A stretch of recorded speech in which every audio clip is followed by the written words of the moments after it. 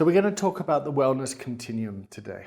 In my last video, I mentioned that the continuum is one from high well-being to premature death. So you're engaging with your client, you're having that coaching conversation, you're in the misuse, abuse stage, we're holding the conversation there, and it's up to our client to decide where they're on, and as a coach, you need to see where they are. And as you continue the conversation, hopefully you've built rapport and they keep coming back to see you. And you as a coach, you are seeing, watching how your client is doing.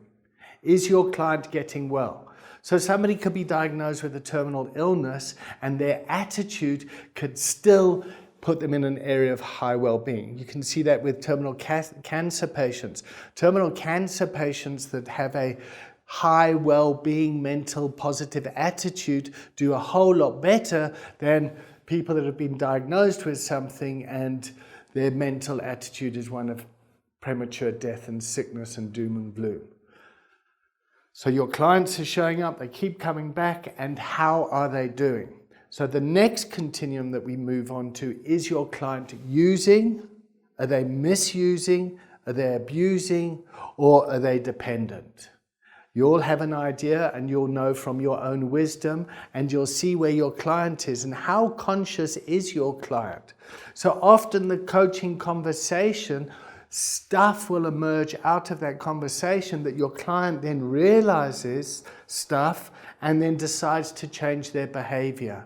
And hopefully they'll then move from the use, misuse, abuse, dependent behavior towards a culture of recovery. Now, what is a culture of recovery for the client? That's right. You ask the client what recovery means to them. And remember, everyone else will have an opinion, but you're interested in what the client's opinion is of what recovery is. Now, the third continuum is that one of codependence, interdependence, and independence. So first of all, in the coaching relationship, that is where the coaching relationships, we are co-creating this together.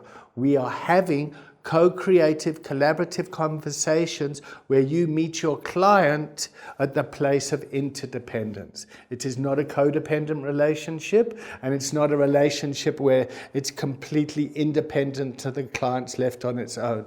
You are building a relationship and you are modeling interdependence. You are maintaining a healthy boundary, and that's the healthy boundary is maintained by the contract and the client's agenda.